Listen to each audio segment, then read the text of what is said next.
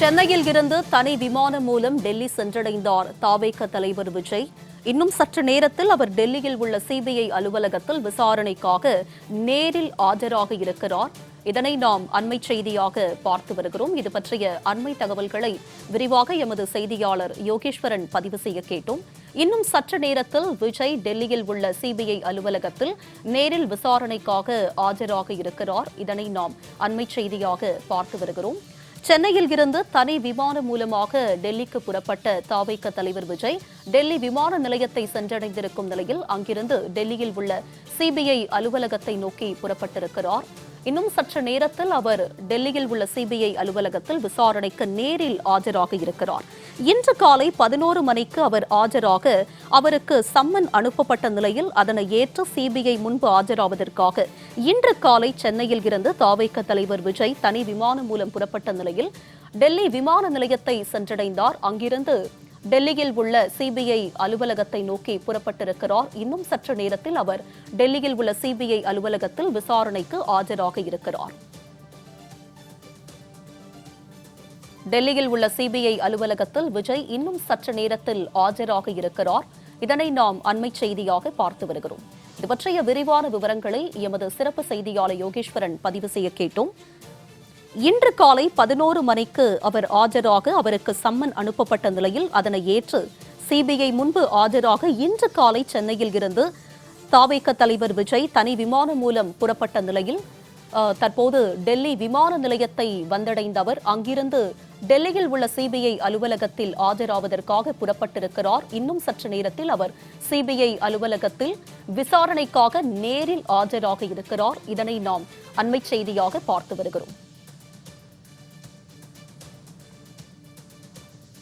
அங்கு பாதுகாப்பானது பலப்படுத்தப்பட்டிருக்கிறது. பல்வேறு பாதுகாப்பு ஏற்பாடுகளும் முன்னெச்சரிக்கை நடவடிக்கைகளும் செய்யப்பட்டிருக்கின்றன. பிரபலமான நடிகரும் தவேக தலைவருமான விஜயை காண ஏராளமான தவேக நிர்வாகிகள் தொண்டர்கள் கூடுவார்கள் என்று எதிர்பார்க்கப்படும் நிலையில் அங்கு ஏராளமானோர் கூடியிருக்கிறார்கள். அங்கு போலீசார் பாதுகாப்பு பணிகளை தீவிரப்படுத்தி இருக்கிறார்கள். முன்னெச்சரிக்கை நடவடிக்கைகளும் செய்யப்பட்டிருக்கிறது. இது பற்றிய அண்மை தகவல்களோடு மீண்டும் இணைகிறார் எமது சிறப்பு செய்தியாளர் யோகேஸ்வரன். யோகேஸ்வரன், விவரம் என்ன பதிவு பண்ணுங்க?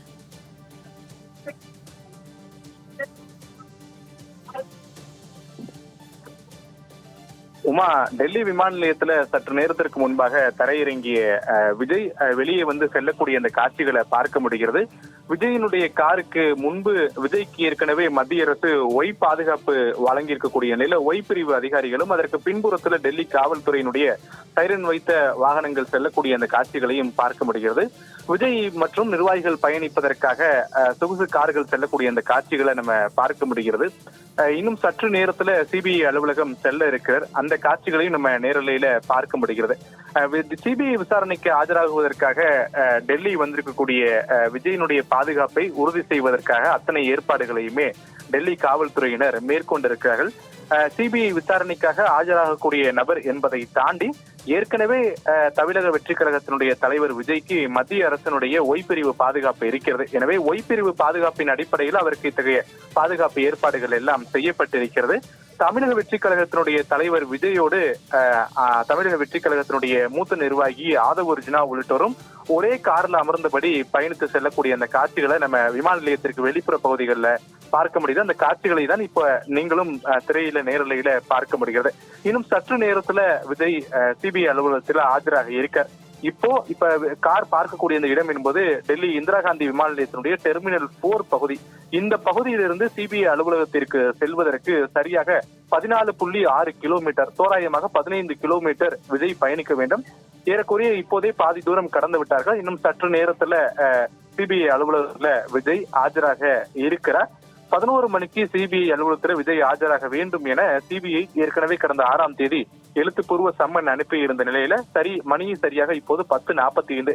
இன்னும் 1/4 மணி நேரத்துல விஜய் சிபிஐ அலுவலகம் சென்றடைவதற்கான வாய்ப்புகள் இருக்கிறது. பெரிய அளவுல டெல்லியில போக்குவரத்து நெரிசல்கள் இப்போதைக்கு இல்லை என்பதால் அவர் திட்டமிடப்பட்ட பாதையில அவருடைய வாகனம் பயணிக்கக்கூடிய அந்த காட்சிகளை நம்ம நேரலையில பார்க்க முடிகிறது. சிபிஐ அதிகாரிகளை பொறுத்தவரையிலுமே செப்டம்பர் 27 அன்று கரூர்ல நிகழ்ந்த அந்த 41 பேர் உயிரிழந்த விவகாரத்துல ஏற்கனவே பல்வேறு வாக்குமூலங்களை பெற்றுக்கக்கூடிய நிலையிலும் நேரடியாக சிபிஐ அதிகாரிகள் கரூர் வேலுச்சாமிபுரத்திற்கு சென்று அங்கு பல்வேறு ஆய்வுகளை எல்லாம் மேற்கொண்டு ஆவணங்களை சேகரித்திருக்கிறார்கள். சில தினங்களுக்கு முன்பாக கூட நடிகரும் தமிழக வெற்றி கழகத்தினுடைய தலைவருமான விஜய் கரூர் தேர்தல் பரப்புரையில் செல்வதற்கு பயன்படுத்திய பேருந்து மற்றும் பேருந்து ஓட்டுநர் உள்ளிட்டவற்றிடம் விசாரணைகளை மேற்கொண்டதோடு பேருந்துக்குள் உட்புற பகுதிகளும் சென்று ஆய்வுகளை எல்லாம் மேற்கொண்டிருந்தார்கள். பேருந்தினுடைய மேற்புற பகுதிகளில் விஜய் நிற்கக்கூடிய இடத்துல அளவுகோல்கள் வைத்து எத்தனை அடி நீளத்திற்கு விஜய் நிற்கக்கூடிய இடங்கள் செய்யப்பட்டிருக்கிறது. அந்த பேருந்தினுடைய மேற்புற பகுதியிலிருந்து கீழே பார்த்தால் வாகனத்தை ஒட்டி நிற்கக்கூடிய நபர்களுடைய தலைகள் தெரியுமா? அப்படியாகத்தான் இது வடிவமைக்கப்பட்டிருக்கிறதா? ஏனென்றால் கூட்ட நெரிசல் சிக்கிதான் 41 பேர் உயிரிழந்திருக்கிறார்கள். எனவே அது குறித்தான பார்வைகள் விஜய்க்கு கிடைக்கப்பட்டிருக்குமா என்பது குறித்தான அந்த சோதனைகள் எல்லாம் மேற்கொண்டிருந்தாங்க. இந்த சோதனைகள் அடிப்படையில் தான் இன்றைய தினம் விஜயிடம் இந்த விசாரணை என்பது நடைபெற இருக்கிறது. இதற்காகவே தமிழக வெற்றி கழகத்தினுடைய தலைவர் விஜய் டெல்லி வந்திருக்கக்கூடிய நிலையில டெல்லி விமான நிலையத்திலிருந்து அவருடைய கார்கள் வெளியேறி தற்போது சிபிஐ அலுவலகம் நோக்கி சென்று கொண்டிருக்கிறது. இன்னும் சில நிமிடங்கள்ல சிபிஐ அலுவலகம் விஜய் சென்றடைய இருக்கிறார். அவரிடம் சரியாக ஒரு 11 மணிக்கு மேல் சிபிஐ அதிகாரிகள் விசாரணையை தொடங்க இருக்கிறார்கள். உமா யோகேஸ்வரன், பிரபலமான நடிகரும் தாவேக தலைவருமான விஜயை காண தாவேக நிர்வாகிகளும் தொண்டர்கள் பலரும் டெல்லிக்கு வர வாய்ப்பிருக்கும், பெரும் கூட்டம் அங்கு திரளும் என்று எதிர்பார்க்கப்படும் நிலையில் தற்போது சிபிஐ அலுவலகத்தின் வெளிப்புறம் என்ன நிலை? ஏராளமானோர் அங்கு கூடியிருக்கிறார்களா? ஒருவேளை அங்கு ஏராளமானோர் கூடும் பட்சத்தில் அவர்களை கட்டுப்படுத்த தேவையான பாதுகாப்பு ஏற்பாடுகளும் முன்னேற்பாடுகளும் செய்யப்பட்டிருக்கு. சிபிஐ அலுவலகத்திற்கு வெளிப்புற பகுதிகளில் வழக்கத்தை விட கூடுதலான பாதுகாப்புகள் ஏற்பாடு செய்யப்பட்டிருக்கிறது. இதற்கு முன்பு இதே வழக்குல 3 நாள் விசாரணையை நம்ம நேரில் பார்த்திருக்கோம்.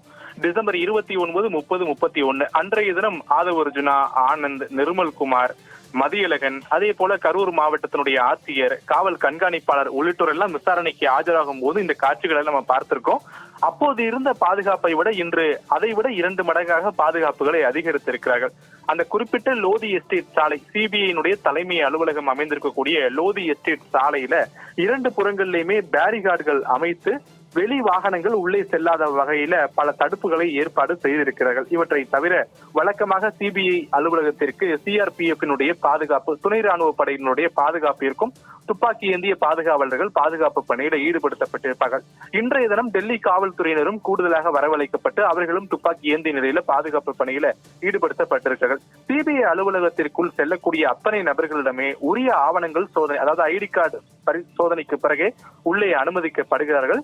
வெளிநபர்கள் உள்ளே செல்வதற்கு எத்தகைய அனுமதியும் இல்லை என்று காவல்துறையினர் திட்டவட்டமாக மறுப்பதை நாம் பார்க்க முடிகிறது.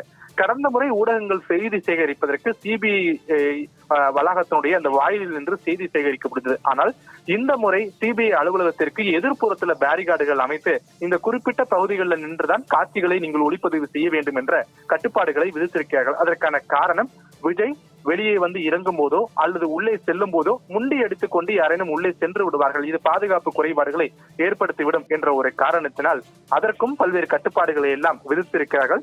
இவற்றை தவிர சிபிஐ அலுவலகத்தை சுற்றிலும் பாதுகாப்பு ஏற்பாடுகள் என்பதை டெல்லி காவல்துறையினர் மேற்கொண்டிருக்கிறார்கள். டெல்லி காவல்துறையினருடைய பாதுகாப்பு மட்டுமின்றி துணை ராணுவ படையினரும் டெல்லி காவல்துறையினுடைய சிறப்பு பாதுகாப்பு பிரிவு படையினரும் டெல்லி அந்த லோதி எஸ்டேட் சாலை முழுவதுமே பாதுகாப்பு பணியில ஈடுபடுத்தப்பட்டிருக்கிறார்கள். தேவையான கருவிகள், குறிப்பாக கூட்டங்கள் அதிகரித்தால் அவர்களை கட்டுப்படுத்துவதற்கு சக்தி வாய்ந்த ஒலிபெருக்கிகள் கொண்டு வரப்பட்டிருக்கிறது. ஒலிபெருக்கிகள் மூலமாக கூட்டங்களை கலைக்கவோ அல்லது ஏதேனும் அறிவுறுத்தல்களை வழங்கவோ டெல்லி காவல்துறையினர் ஏற்பாடு செய்திருக்கிறார்கள். இரண்டாவது, கூட்டங்கள் அதிகரித்தால் பேரிகார்டுகளை கொண்டு அவர்களை ஒரு பகுதியில் தடுப்பது மற்றும் கயிறுகளை கொண்டு அங்கிருந்து ஒரு இடத்தில் அப்புறப்படுத்துவது உள்ளிட்ட பணிகளை மேற்கொள்வதற்காகவும் போதிய உபகரணங்களை எல்லாம் டெல்லி காவல்துறையினர் கொண்டு வந்திருக்கிறார்கள். இவற்றை தவிர சில பேருந்துகளும் டெல்லி காவல்துறை பேருந்துகளும் தயார் நிலையில் நிறுத்தி வைக்கப்பட்டிருக்கிறது. ஏதேனும் ஒருவேளை அசம்பாவிதங்களோ அல்லது ஏதேனும் சில நிகழ்வுகளோ நடைபெறுகிறது, அதற்கு தேவையான அத்தனை முயற்சிகளுமே மேற்கொள்ளப்பட்டிருக்கிறது. அதற்கான காரணம், ஒரு முக்கியமான ஒரு நபர் இன்று சிபிஐ விசாரணைக்காக ஆஜராகிறார். இது அரசியல் ரீதியிலும் சரி, விசாரணை ரீதியிலும் சரி முக்கியத்துவம் வாய்ந்தது என்ற ஒரு காரணத்தால் இந்த பாதுகாப்பு ஏற்பாடுகள் அனைத்தையுமே முன்னெச்சரிக்கை நடவடிக்கையாக டெல்லி காவல்துறையினர் மேற்கொண்டிருக்கிறார்கள். ஒரு தீவிர பாதுகாப்பு வலயத்திற்குள்ள சிபிஐ அலுவலகம் இருக்கிறது அப்படின்றத நிகழ்வு காட்சிகள் மூலமாக நாம் தெரிந்து கொள்ள முடிகிறது. உமா, யோகேஸ்வரன், இந்த விவகாரத்தில் சிபிஐ-உடைய விசாரணை எந்த கட்டத்தில் இருக்கிறது? இன்னும் யார் யாரிடம் விசாரணை நடத்தப்பட வாய்ப்பு இருக்கு? இது பற்றி ஏதேனும் தகவல் வெளியாகி இருக்கு? உமா, சிபிஐ அதிகாரிகளை பொறுத்தவரையிலுமே இந்த வழக்குல பிரதானமாக விசாரிக்கப்பட வேண்டிய நபர்கள் கரூர் வேலுச்சாமிபுரத்துல இந்த தமிழக வெற்றி கழகத்தினுடைய தேர்தல் பரப்புரை நடத்துவதற்கு அனுமதி வாங்கியவர்கள். இந்த அனுமதியை வாங்கியது தமிழக வெற்றி கழகத்தினுடைய கரூர் மாவட்ட செயலாளர் மதியழகன். அவர்தான் முதல் விசாரணை நபர் இந்த வழக்குல. அவரை தொடர்ந்து அதற்கு ஒப்புதல் அளித்திருக்கக்கூடிய தமிழக வெற்றி கழகத்தினுடைய பொதுச் செயலாளர் ஆனந்த், அவரிடமும் ஏற்கனவே விசாரணை நடத்தப்பட்டு விட்டது. தேர்தல் பிரச்சார மேலாண்மை குழு பொதுச் செயலாளராக ஆதவ் அர்ஜுனா இருக்கார்.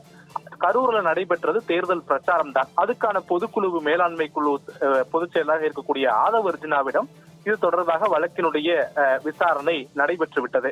இணை பொதுச் செயலாளராக இருக்கக்கூடிய நிர்மல் குமாரிடமும் விசாரணை நடைபெற்று விட்டது.